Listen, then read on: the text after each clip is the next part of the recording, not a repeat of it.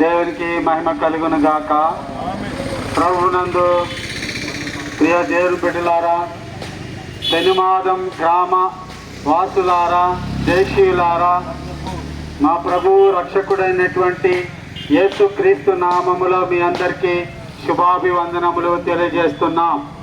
ప్రియ స్నేహితులారా, ప్రియ గ్రామస్తులారా, మేము సేవకులుగా కూడి దేవుని పరిచర్య చేయుటకు మీ ప్రాంతానికి చేరుకొని ఉన్నాం. ఏమిటి మీ పరిచర్య అని మీరు అడగవచ్చు.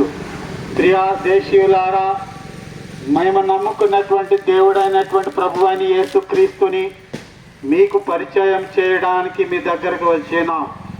ఏంటి మీ దేవునిలో ఉన్నటువంటి గొప్పతనం ఏమిటి అని మీరు ప్రశ్నించవచ్చు. ప్రియ దేవుని బిడ్డలారా, మా దేవుడు జీవము కలిగినటువంటి దేవుడు. మా దేవుడు చనిపోయిన వారిని లేపగలిగే శక్తి గలవాడు.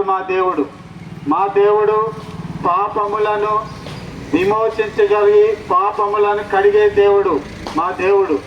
ప్రియ దేశీయులారా, ఈ లోకములో మన జీవితము శాశ్వతము కాదు.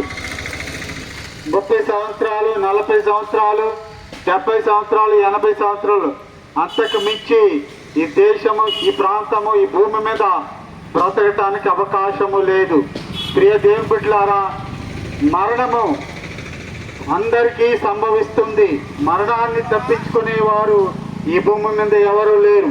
కానీ మరణాన్ని నుంచి తప్పించుకోవడానికి మన ప్రభువైన యేసుక్రీస్తు ద్వారాగా మీకు జీవమునిచ్చే దేవుడిగా ఉంటున్నాడు. ప్రియ దేవుని బిడ్డలారా, ఒకప్పుడు పాపము పోవాలంటే రక్తము చిందించాల్సినటువంటి అవసరం ఉంది.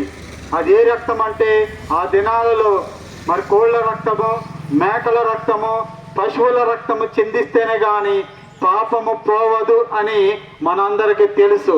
కానీ ప్రియ దేవుని బిడ్డలారా, ఇప్పటి కాలములో ఒక పశువు రక్తము ఏమాత్రము ఇక పాపము విమోచింపబడదు. అది ఒక మనిషిని పరిశుద్ధమైన రక్తము ద్వారాగానే మన పాపములు విమోచించబడతాయి.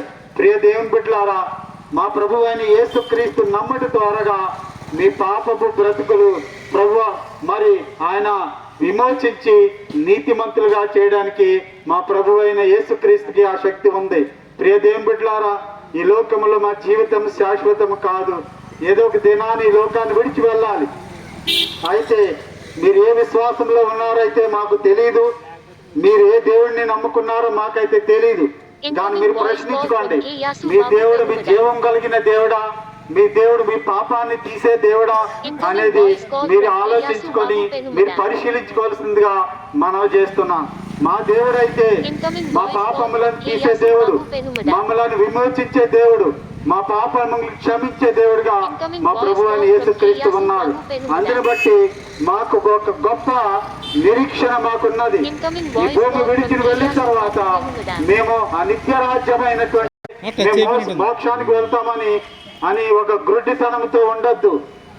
మీ దేవుడు మీ పాపాన్ని క్షమించగలడా, మిమ్మల్ని నిత్య జీవానికి నడిపించగలడా అని మీరు పరిశీలించుకోవాల్సిందిగా మేము ప్రేమపూర్వకంగా మనవి చేస్తున్నాం.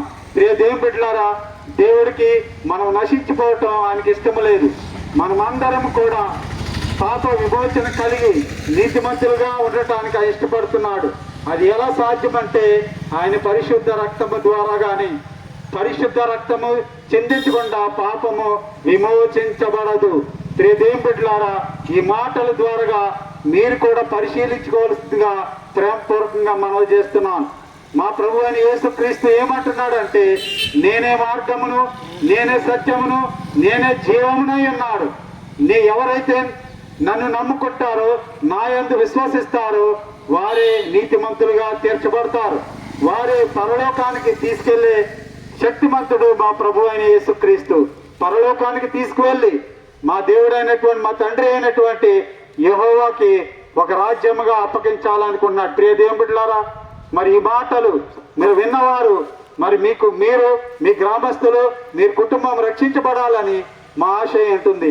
ఇంకా దేవుని మాటలు వినాలి, దేవుని కొరకు తెలియజేసుకోవాలనుకున్నట్లయితే మన దగ్గరలోనే మరి అల్లంగుంట గ్రామము సాగల